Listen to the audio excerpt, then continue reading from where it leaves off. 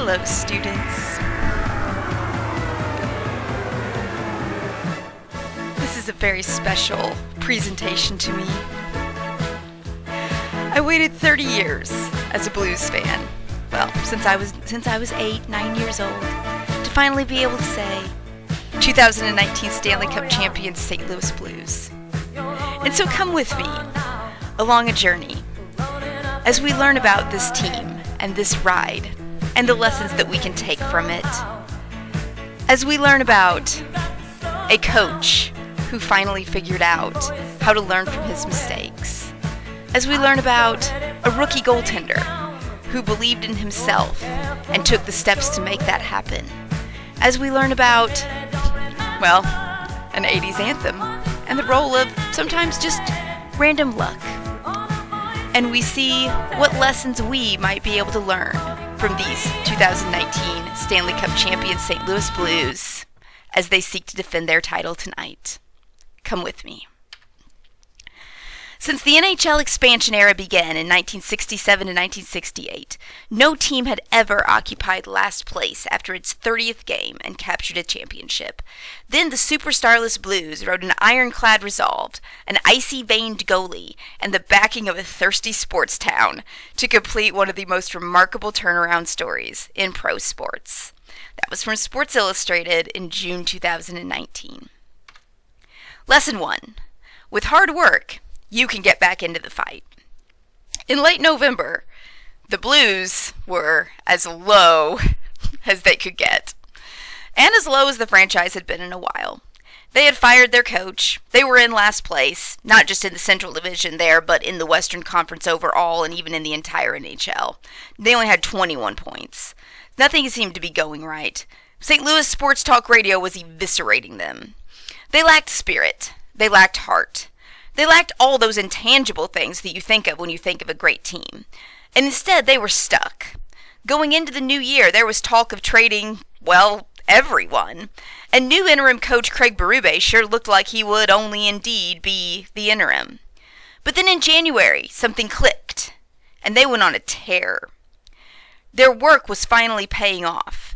And by the beginning of February, they'd gotten themselves back into a playoff spot. But look at that. I didn't believe them, because I was a Blues fan. I was used to having my heart broken. I was used to the idea that, yeah, our teams are going to work hard, but ultimately, really, is it going to matter? I will admit that I had a fatalistic attitude, as demonstrated here. You're only going to break my heart again, Blues, aren't you? Aren't you? See, notice how they jumped from 21 to 55 points, and I still really wasn't a believer. But they just kept winning. And in every post-game interview, to a man, they all talked about how hard they were working. And eventually, they did climb themselves. They became the only team in NHL history to climb from last place to even making it into the playoffs. And so I wrote, they actually did it. Let's postpone our inevitable heartbreak and disappointment for another 3.5 weeks at least. See, 3.5 weeks, I was figuring, that was like the end of the first round of the playoffs, so I was going to give them that, at least that. And in every post-game interview, they kept talking about how they were never out of the fight, how hard they were working, and how they were finally starting to see some of the results of what they've been doing all season long, all of the extra drills, all of the extra practices, all of the staying late and watching videos. Everything was finally starting to pay off, especially for Captain Alex Pietrangelo, now pictured in that iconic picture. Alex Pietrangelo had been a scapegoat all season long, and indeed for a few past seasons. Talk was that he was an unworthy captain, that he would never lead the Blues anywhere, as if any Blues captain ever really had, but I digress.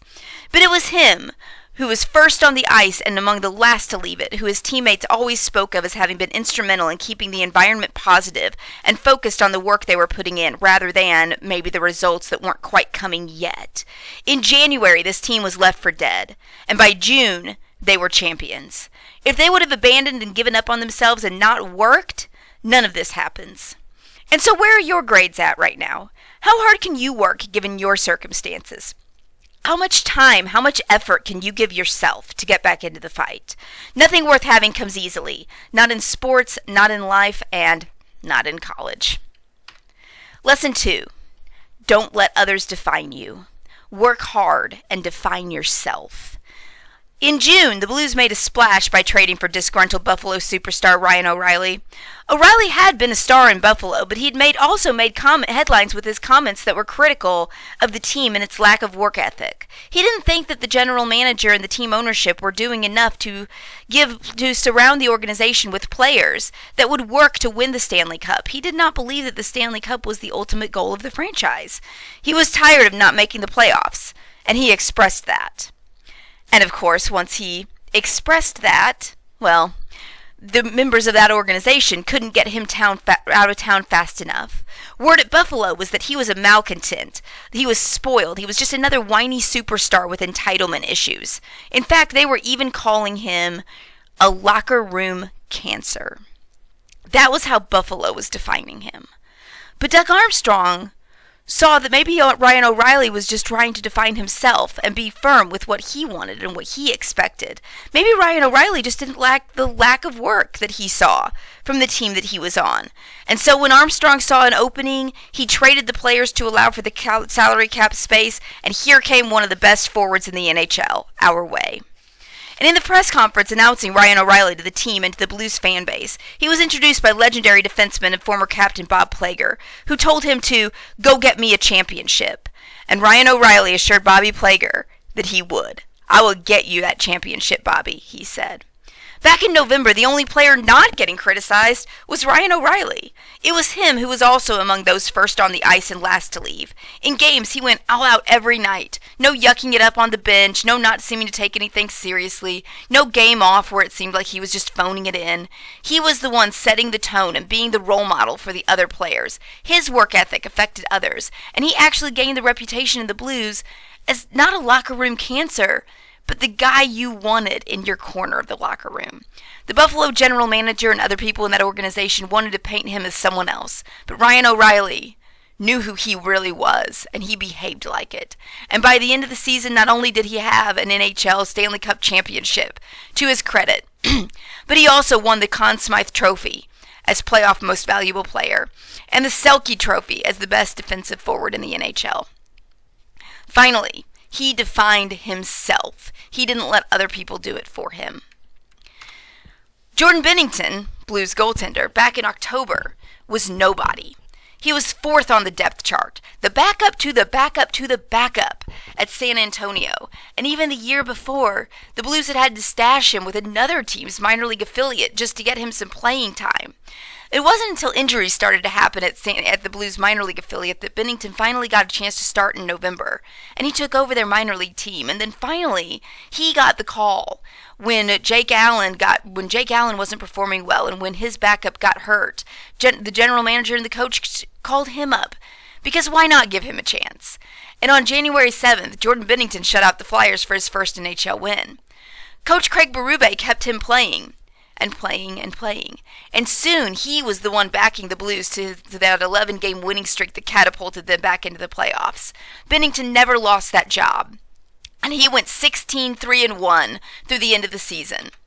He started every playoff game, and now he too has his place in history, the only rookie goaltender ever to start and win all 16 victories necessary for a Stanley Cup championship. Jordan Binnington, throughout the spring, told everyone the story of how he always felt passed over, like there was something wrong with him that he couldn't quite figure out. Nobody else seemed to believe in him the way that he believed in himself and the way that some of his mentors and coaches did. But he also told the story of how, upon that realization 2 summers ago, he committed himself to strength, conditioning, nutrition, no more late-night partying. Instead, he was getting up at 5 a.m. for workouts and being very mindful of the food he was putting in the body, of the strength he was conditioning himself to be in. He was pushing himself beyond what he thought he was capable of. He listened to his family, his mentors, his coaches, the people who surrounded him, the people who wanted him to define himself as something different.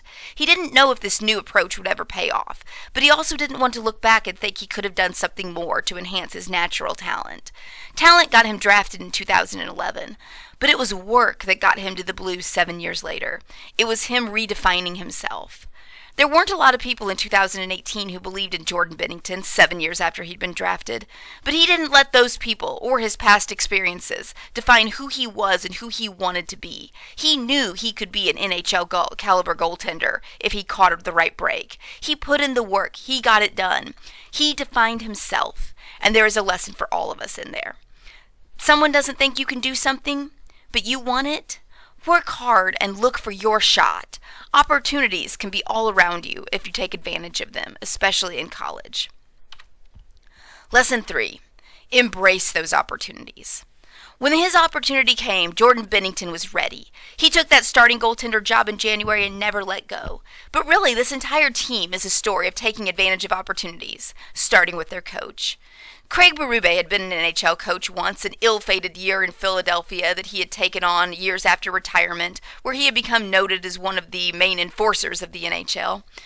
General Manager Doug Armstrong named Craig Berube from head coach of their minor league team to assistant coach of the Blues in 2018, and then to interim head coach after firing Mike Yeo in December. Here it was, Berube's second chance to prove that he too belonged in the NHL and not just as an assistant. He wasn't about to let it get away.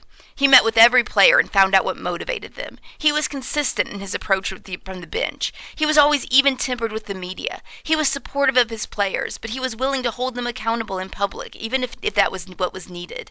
And to a man, the players responded. They credited Berube and his steadiness, his consistency, the way that he modeled how to learn from your mistakes and how to grow. He had been given a second chance, and he learned from his mistakes to help the team put the ultimate season together. Rob Thomas, at only 19, the same age as many of you, was put into the lineup due to injuries in the second half. He wasn't supposed to be with the Blues, but there he was, scoring goals and getting hits and banging around the ice like he too belonged. Jaden Schwartz had a hard regular season, and come playoff time, he was given the opportunity and rewarded Berube's faith by recording 11 goals, including 2 separate hat tricks of 3 goals in one game. David Perron, too, pictured right back in there, had been with the Blues before and came back to them as a free agent this year. Berube benched him in December, so displeased with his lack of work ethic that he felt the need to send him the ultimate hockey message of a healthy scratch. But instead of whining and complaining about his coach, Perron said, "Yeah, you know what? My coach was right. I need to do better." Perron responded, and in his second half, he put together one of the best second half seasons that any of the Blues players had. He used the opportunity to turn his season around.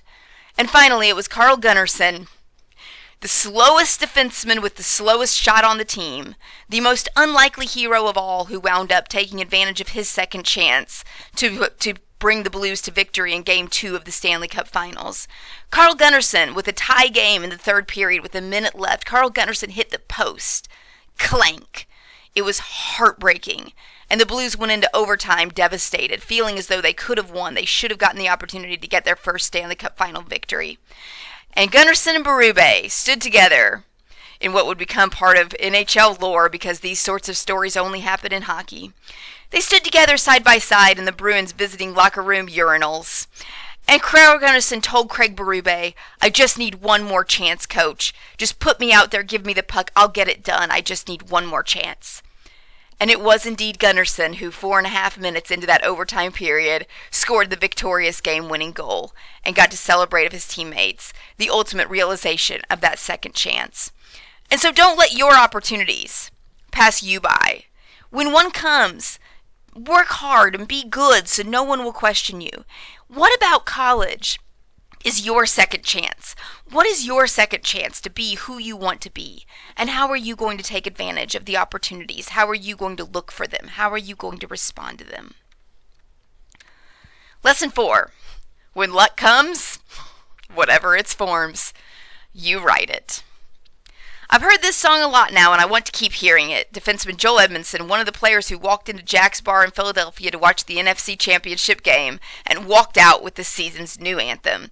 By the way, pour one out for Joel Edmondson, who was traded earlier this week. I guess you can't keep the band together forever. It sounds like a joke. 6 hockey players walk into a bar and come out with an anthem that would define the rest of the season? Strange. But luck is often strange. While waiting to play the Philadelphia Flyers back in January, 6 players decided they wanted to find a place to watch the NFC Championship game where the Eagles were playing. Upon invitation of, friend of a friend, they wound up at Jack's New York Bar, a hole-in-the-wall place in Philadelphia that has since become famous, and a pilgrimage spot of sorts for Blues fans during the playoffs. In the bar that night, there was a rugby team who had adopted Gloria as their own victory anthem, the song that came out in 1982, the Laura Branigan one-hit wonder. During commercials, the whole team and everyone else in the bar was yelling, "Play Gloria!" And the DJ would. "Play Gloria! Play Gloria! Play Gloria!" all throughout the night. And the players noticed that everyone was screaming and dancing and having fun, including them. And so the next night, when the Blues shut out Philadelphia, they didn't know it was going to be the beginning of their winning streak, but Edmondson and Schwartz went back into the locker room hollering, what else? Play Gloria. It turned out to be the beginning of an 11-game winning streak, and they just kept on playing it after every win, through the rest of the season, throughout the playoffs.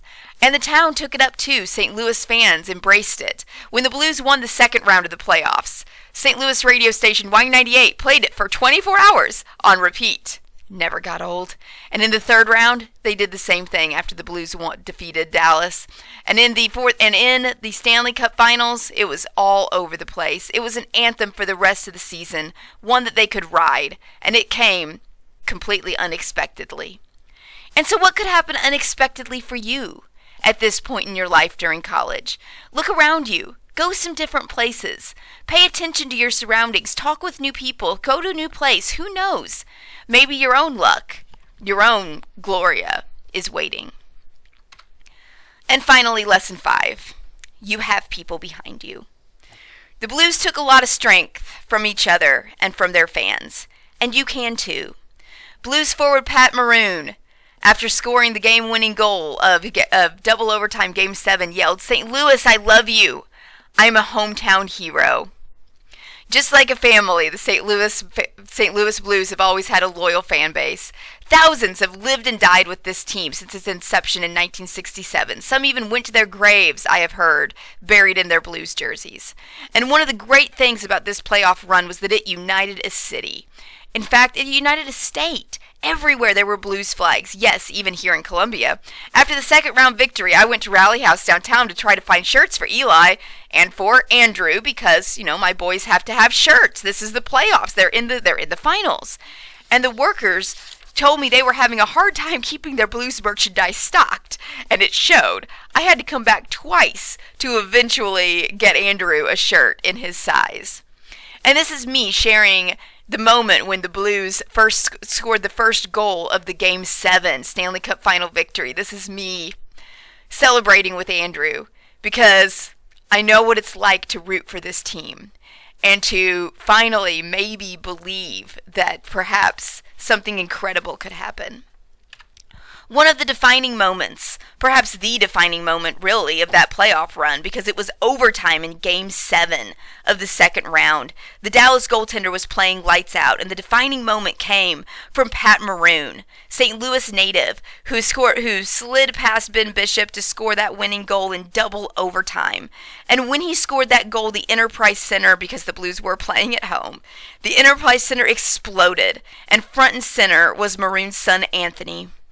Pat Maroon had accepted a lesser contract than what he probably could have gotten in order to go home and to be with his son for a year and to play in front of his hometown fans, in front of the hometown crowd. Pat Maroon was a lesson in that you can go home again and you can succeed. And when you do succeed, an entire city can rejoice with you. And when you achieve, you too, students, you have people who will celebrate with you. So let them. Rejoice in that grade you worked hard for. Believe you can do it. Let other people believe it for you, even if you don't believe it yourself, because you too can be your own hero. There are lessons for all of us to take from this team, from this ride. Lessons that we can take with us when we think about the obstacles we face, whether education or personal. And all the voices in our heads as we look back and as we look forward, what are they going to call for the Blues this year or for you as you go through college? Thank you.